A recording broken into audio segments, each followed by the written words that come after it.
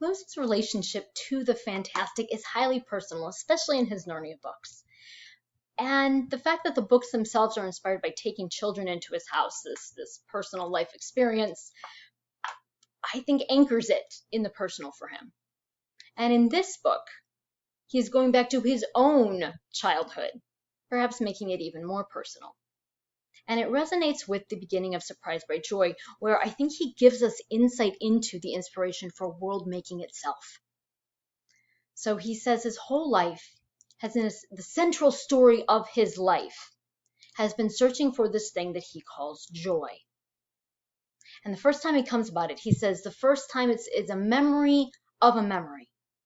And it's of this time that his brother comes into the nursery with his toy garden. This toy garden is a little tin, and in this tin his brother has made what would have been called a fairy garden at that time, just a miniature garden made out of like miniature trees and miniature plants, put moss on the ground, something that we might see, say, around a model train set, the miniature place that, or a dollhouse. His brother had this miniature garden in a tin. And it's something that Lewis himself could not make the way his brother did. You couldn't just go to the store and buy these things. His brother had to make it, and Lewis could not make it. Lewis's thumbs did not have all their joints. So he couldn't do things like use scissors.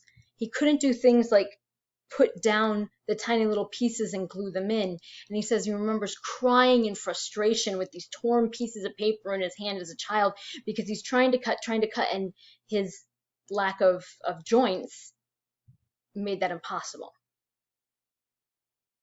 And so he sees this garden and he says it's difficult to find words strong enough for the sensation that has no words that came over me. He tries to relate it to Milton's enormous bliss in Eden, this indescribable sensation of wonder, but it goes beyond wonder. And more than that, it's gone before it's even fully realized. It's like something you see out of the corner of your eye, but can never catch and focus on. But a desire for what? Before I knew what I had desired, the desire itself was gone. The whole glimpse withdrawn, the world turned commonplace again, or only stirred by a longing for a longing that had just ceased. It's always one step removed. He cannot go back to the tin garden and find it. It's a memory of that garden. That garden has opened up a memory of something else that he cannot name, like a memory of Eden that he's never seen. And in a sense, the central story of my life is about nothing else but this search for that joy, that memory of a memory that's stirred as a child by looking at a garden. Notice that an imaginary world created by his brother in a box is his first memory of the search for joy that defines his life.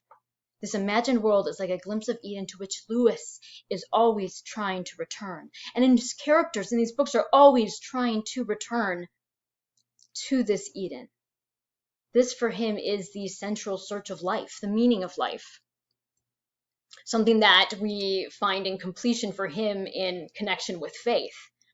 But also here he expresses through the fantastic. And the joy is not in the tin or the music or anything else that brings the reminder, but rather these are like windows into that world of joy that Lewis seeks, briefly opened and then shuttered again, or perhaps magical gateways, where a magic world sort of wavers into view for a moment and then disappears. And one of the metaphors that Lewis uses throughout Magician's Nephew is that of music. And in Surprised by Joy, Lewis describes music as the highest art because it takes off where the other senses leave off. It's so it's the sense that takes us as far, even farther than any of other senses can take us outside of ourselves. Music. And if music takes us to the edge of the natural world in Magician's Nephew, it takes us beyond that world. So, beginning with that bell. So the bell that has this magical statement over it, make your choice, adventurous stranger, strike the bell and bide the danger, or wonder till it drives you mad. What would have followed if you had? It's of Diggory, of course, stupidly strikes the bell. And look at this description of that sound. This description is very important. So, it's a sweet note, and it's a single note, and that single sweet note carries on without changing. Well, I mean, the sound, the pitch does not change. But the meaning, the feeling created by that changes dramatically.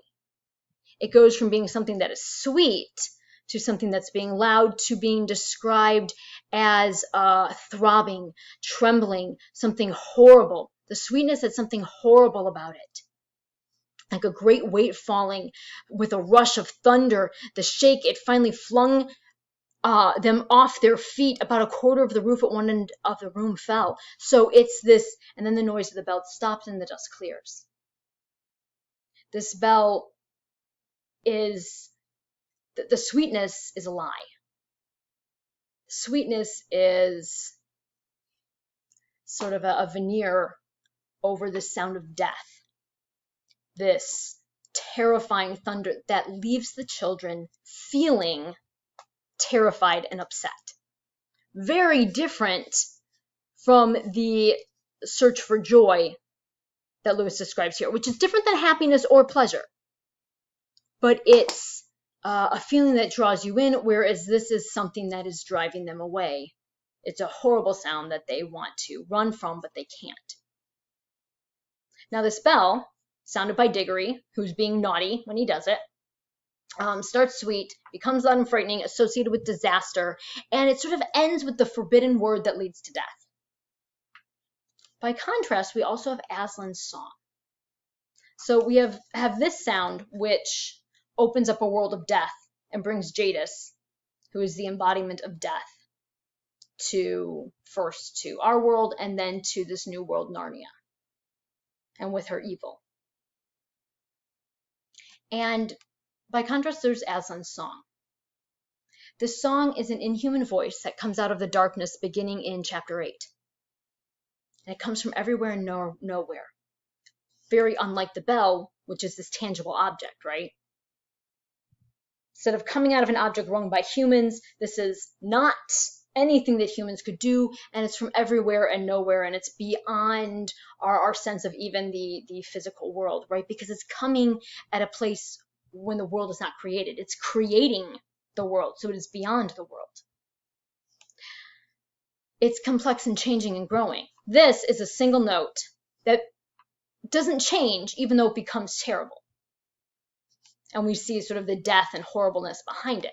This is always changing, like it's alive and moving and growing and changing to meet each new need of the creation. So whether that need is to create light, create earth, create living things, it changes to meet those needs. And it's joined by other voices. This is silence. And it, even though it awakes Jadis, there's no other voices, there's no other sounds of life. In fact, she describes the silence after she has spoken the forbidden word of death. Aslan's voice at one point becomes almost drowned out by the creations that he is making, who are rejoicing in their new life.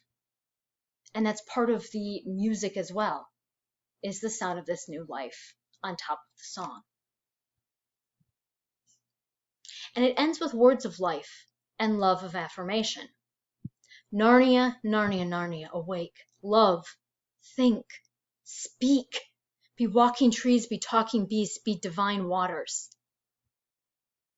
Narnia, Narnia, Narnia, awake, love, the first thing.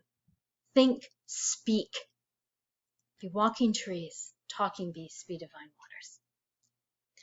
waters. It's inviting a growth that begins with a feeling, love, very similar to that joy that Lewis has been seeking.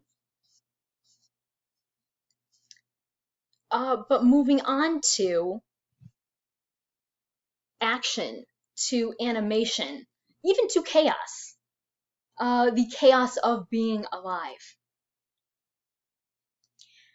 And when I think the contrast of this sound is most poignant in that the witch Jadis is nearly driven mad by the sound of creation. It says she would have smashed the whole world, all worlds, to pieces if only to stop the singing. The inanimate bell is a stark contrast to the singer, the creating lion who cannot be destroyed. And Jadis here is moving from just a angry witch to death itself. Death which is driven to stop, to prevent, to undermine, to destroy the life force of Aslan's creation. And so here Lewis is taking this idea from his autobiography, from other things that he had written, and turning it into fantasy. Song taking us to the edge of our senses and making a magical world beyond it. So, let's visualize the sound of creation. Think about the sound of stars becoming. How does Lewis describe that? What kind of words does he use? He uses words like, first the plethora, the number of these, and then he has them be high notes and cold, tingly, silvery voices. Voices that say resemble silvery, cold stars up in the sky. And then plant life. He has it as a softer song, gentle rippling music, like perhaps the wind over the grass. And in fact, the grass is taking on a very sort of fluid, liquid character here. It's pooling around the lion, flowing up like a wave, spreading around him. And then that sound is going to change as it becomes different animals. And then the sounds of animals themselves are going to overtake the song. So, how does Diggory's experience in Edenic Narnia, so beautiful he could hardly bear it, is one of the quotes, resemble Lewis's own initial encounter with joy in that tin garden his brother brought into the nursery? How is their experience of creation, ironically, one of a memory of something forgotten? Because Diggory also says he's experiencing something new, something he could not have remembered or forgotten, for that matter, but he experiences it as a lost memory.